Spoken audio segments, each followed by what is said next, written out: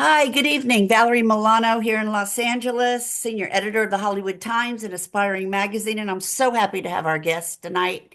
And I'm going to let her introduce herself. Thank you so much. Sure. Thank you, Valerie, for having Thank me. And you. sure, my name is Odalys Nanin. I am the producing artistic director and founder of Matcha Theater Company. And Matcha is an acronym. It means Mujeres Women Advancing Culture, History, and Art. Yes, and I'm so happy you're here. You're very special to me and the Hollywood Times. Um, so, Odalys, what inspired you to write Frida Stroke of Passion and explore Frida Kahlo's life through the lens of an immersive theater experience? Well, it's funny because this is my 10th play. And my friends would always ask me, why don't you write about Frida Kahlo? And I would say, oh, well, everybody writes about Frida Kahlo. There are books and movies and documentaries. And, I, as a writer, I like to discover something new. So then I started realizing that nobody really explored the last week of her life because most people don't know that she was born July 6th and then she died July 13th. So the play opens with her birthday party. And gradually, we peel away what she's going through during that last week of her life.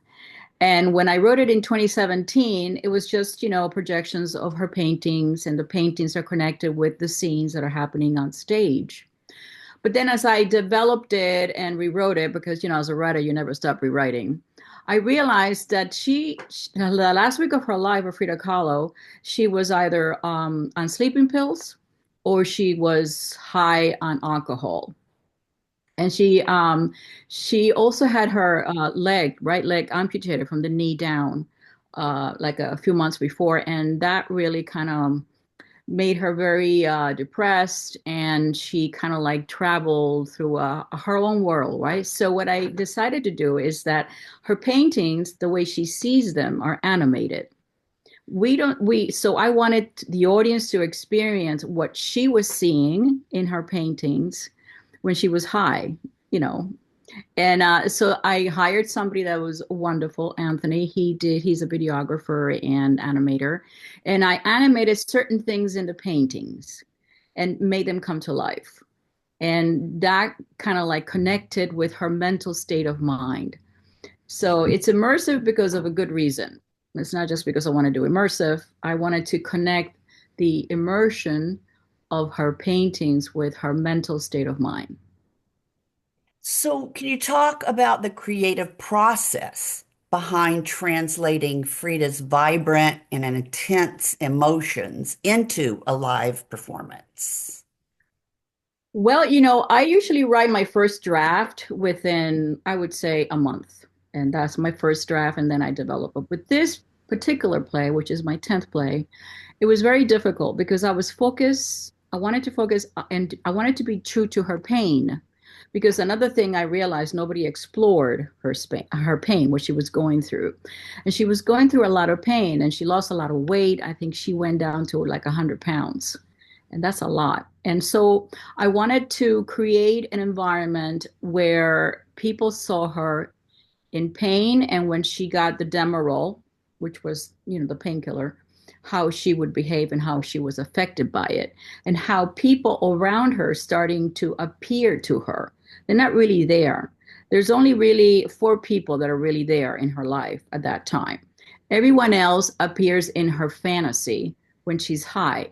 So that's the exploration that I went through, and it took me a good 2 months to write the first draft because I found it very difficult to deal with it. And the other thing I did is I read a lot of what other people said about her when she was going through this process of her mental state of mind. And you learn a lot, from other people talking about Frida Kahlo and what she was like. And she was really a very ferocious, even though she was going through all these things, she had a very strong voice, and she was not afraid to scream, and she was not afraid to curse, and she smoked a lot. And when she felt well, she had a lot of sex. She really did.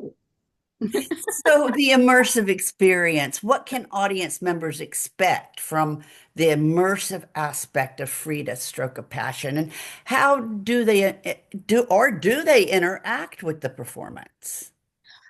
No, it's what it is. It's a tunnel, and as you enter, because I see the audience walking through this tunnel, and around this tunnel, it's everything is animated. You see flowers, and you see birds moving and flying, and you hear the sound of the things around her, and the monkeys and dogs barking and things like that, right? So you're entering this tunnel, and when you enter the stage, that continues all around her, and she's just sitting like a crown queen on her magical bed. And so the audience comes in and they come in into her world. You see, they enter her magical world of Frida Kahlo. It's the way I see it, where the vegetation and the animals and the birds and the butterflies, everything is alive. Everything is moving all around her. And everything is green and beautiful and wonderful because that's how she sees things. I love it. How Yeah, fun. And yeah. you've done a lot of theater and have you seen any other immersive theater evolving and I can't wait. And why do you think this is a perfect medium to tell Frida's story? Because she's a painter, and being a painter, like the same as a writer, is a very solitary thing to do. When you paint, you're alone.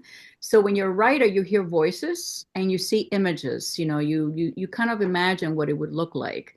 For a painter, Frida Kahlo is a painter. She would also paint alone, but she would also see things, and hear things that she kind of painted on canvas. So the writer is kind of like a painter in a way, so I kind of combined both. So I wanted to have the performance of the play, so the audience experiences her life and what she's going through. But I also wanted the audience to experience her world, how she saw things when she was high or when she was drunk, or when they gave her the injection to make her go to sleep because she took a lot of pills because of the pain. She took a lot of pills, and also in my play, she actually decides to commit suicide and end her life. And, there's a whole cover up that happens that's kind of like revealed in the play. Um, but it's very interesting for me to explore this part of her because everybody knows, what happened to her chronologically, right? But nobody really dared to delve into her pain and her suffering and her wonderful strength and eternal hope that, she had 32 surgeries. Imagine in 1950s. And she had this eternal hope that one of those surgeries was going to make her feel well. And of course that never happened, but her hope is what kept her going. She had a huge amount of hope and belief and faith. Frida Kahlo has become a cultural icon. Yeah. Why do you think her life and art continue to resonate with so many people today, particularly women? And by the way, March 8th is World Women's Day. Yes, it is. Well, I think it's because she was so bold and so daring. She was born into a society that was very chauvinistic, right? Mm. And she decided to dress completely different when the style for a woman to dress was like, uh, thin eyebrows, a lot of makeup, red lipstick, and very tight dress with high heels. She went the opposite. She let her eyebrows go, bushy eyebrows. Crazy. She had a mustache that she never, she wasn't, she actually, I think, she actually made it darker.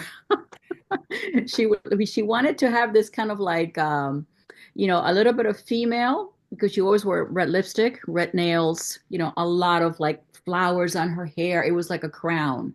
And she did this because she wanted to kind of hide her defects, right?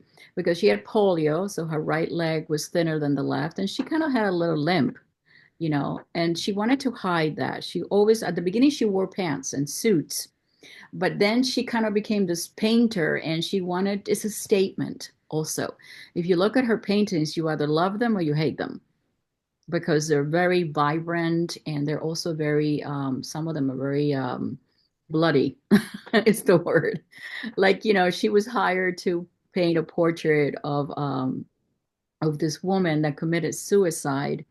And instead of painting the woman, like a portrait, she actually painted the suicide of the woman falling from the balcony and to her death. She would do these kind of like very stoic, unusual way of seeing things. And I think that's why. And she also, identified, she was not afraid to show pain. Mm. She was not afraid to show things that people most of the time did not want to see. She just plastered it on the canvas and she said, this is it. This is what it was like.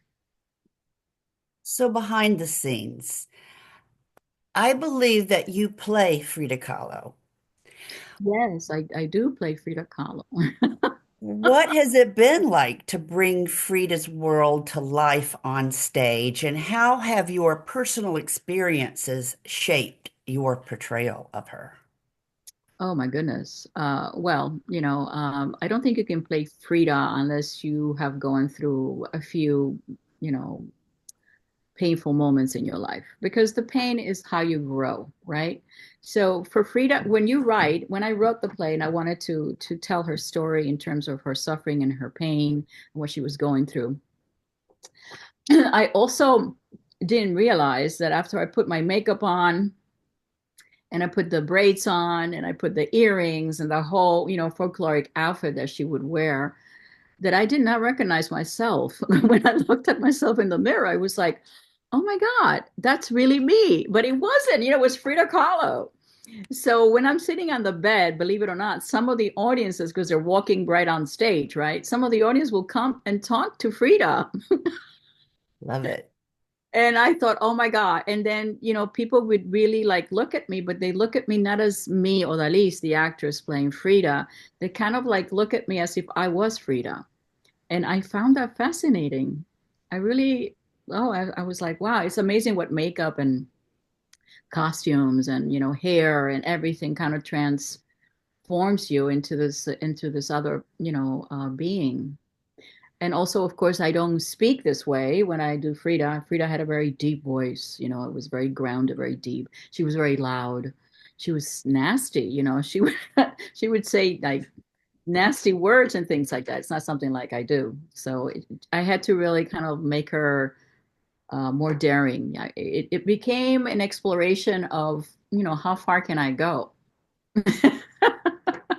Right. And she didn't care. She really didn't care what people thought. It was pretty fascinating. She was born at a time that was so difficult to be who she was. And that's why she's such an icon, because she had the big ovaries, you know? I love Do that. it. She did it. She really did. And as a writer and creator, what part of Frida's personality or art do you personally relate to the most? Her eternal faith and hope. Um, I think if Frida invented the selfie. Frida painted herself because she said she was the subject that she knew best. And this is true. But she painted 32 self portraits. That's a lot of self portraits. She had a lot of time. And so she painted herself in very different ways, mostly with her animals, surrounded by vegetation. A dead bird on her chest. I mean, her self portraits are magnificent. You look at the portraits that it's like a selfie of herself at that moment that she captures what she's feeling in that selfie or self-portrait in her case. But I think she really invented selfies. I think it's fascinating Interesting. how she was able to capture in her self-portrait that moment where whatever she was feeling, she painted it. I, So, I Odalys, sorry, I Mhm. didn't interrupt you. Go right ahead. No, I just think that she was not a commercial. She didn't look for being a commercial painter. She just painted whatever she felt and wanted to paint.